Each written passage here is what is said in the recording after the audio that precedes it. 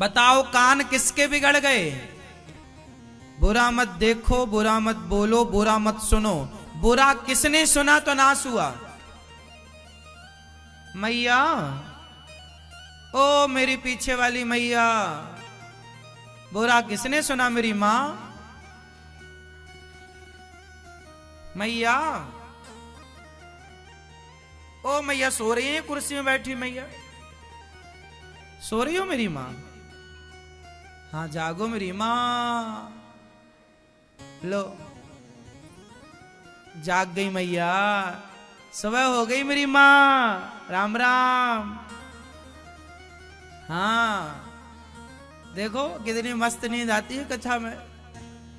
घर में पोता पोती सोने नहीं देते।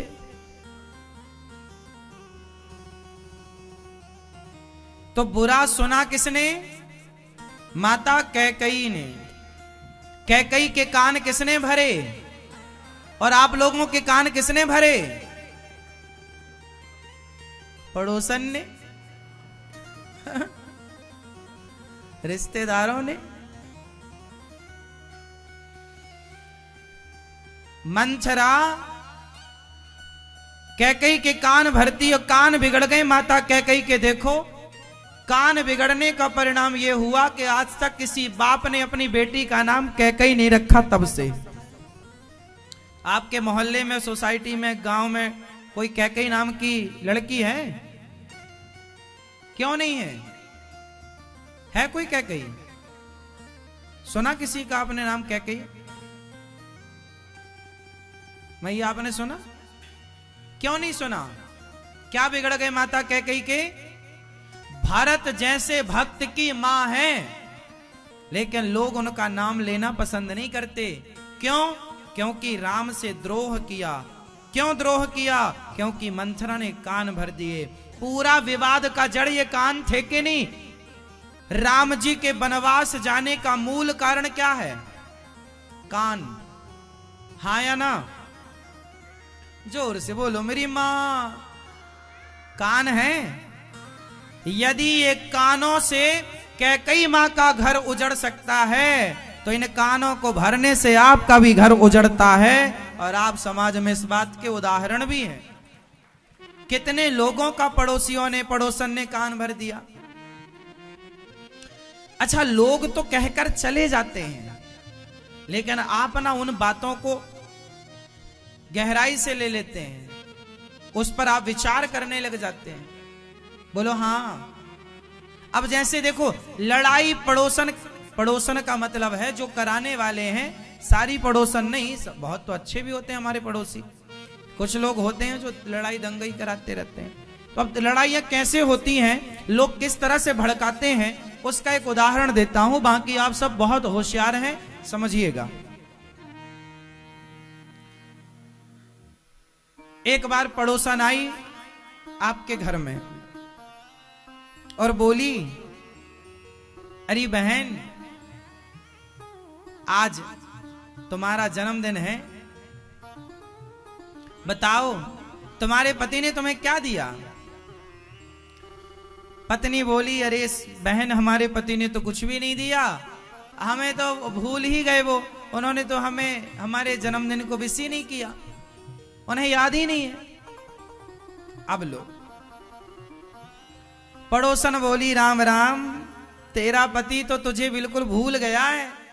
तेरा जन्मदिन निकल गया, कुछ नहीं दिया उसने, हैप्पी बर्थडे टू यू भी नहीं बोला। और सुनो, हमारा पति हमें एक बढ़िया पार्टी दिया, सबको बुलाया, खिलाओ। सुनो, ये देखो अंगूठी इतनी बड़ी 1 तोले की है, ये दी हमें उसने। हाँ, बहुत प्यार करते हैं हमारे पति, भूलते नहीं है कुछ भी। तुम्हारे लगता तुमसे प्यार नहीं करते।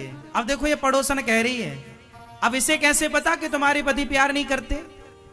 ये अंदाजा लगा रही है, क्योंकि इसके हिसाब से प्यार वही है, अंगूठी देते रहो तो प्यार है, और ना दो तो प्यार नहीं है। ये देखो, ये 56 छुरी लड़ाएगी, ये आग लगा रही है और लगा के चली गई।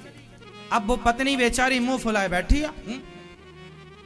शाम को पति आया, क्या हुआ? आप तो हमसे प्यार ही नहीं करते। अब पति बोला काम धाम करके आता हूं, दिन भर कहती है प्यार नहीं करते। कैसा प्यार चाहिए? एक दिया जोर से गाल में, गुस्से में था बेचारा। अब तो उसे कन्फर्म हो गया कि मेरा वाला बिल्कुल प्यार नहीं करता। गुस्से में एक जमाया उसने गाल में।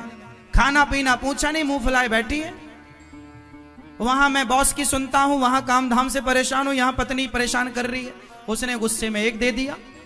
अब लो भैया, पत्नी बोली मैं समझ गई, मेरी पड़ोसन को उसका पति सोने की अंगूठी देता है, उसके लिए सब कुछ करता है, तुम फटी साड़ी नहीं लाते हमारे लिए। लो भैया, वो झोला वोला उठाई चली गई।